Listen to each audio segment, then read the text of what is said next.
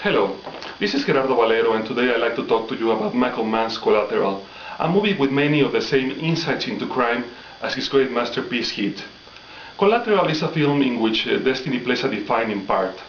Max, the cab driver, becomes the winner of a lottery of sorts when his taxi is picked among the thousands in Los Angeles by a hitman who is about to perform several jobs on the span of just a few hours.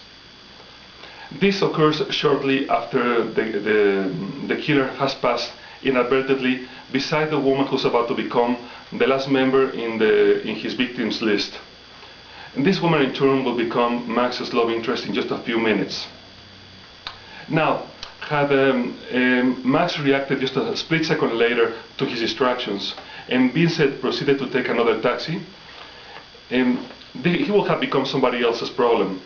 But maybe it was for the best the way things happened, because another taxi driver would have simply resigned himself to following Vincent's orders to a T and taken a bullet at the end of that night, but not Max.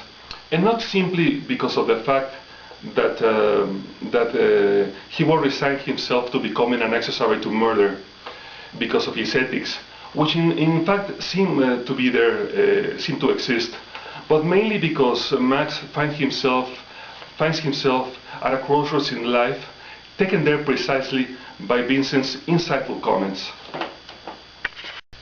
After all these years, Max will finally realize that all of his business dreams will probably never come true, and he'll end up becoming the disappointment that his mother always refers to.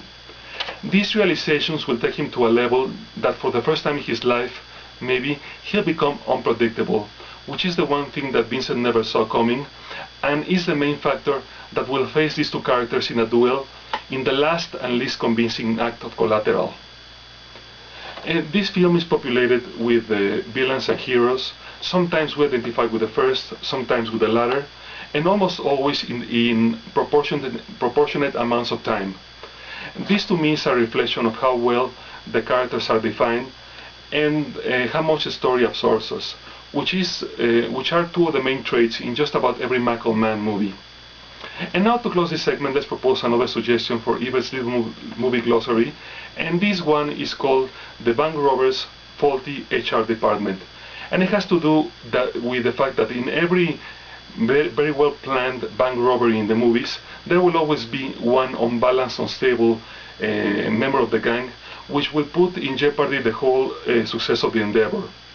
Think, for example, of the Waingro character in Heat, or Ed Norton in The Italian Job, or one of the jail guys at the beginning of Public Enemies, and the Jeremy Renner character in The Town. Thanks for listening. Next time we'll be back with an essay about the Planet of the Apes saga, which includes the original classic movie, plus the sequels, the TV series, and the remakes.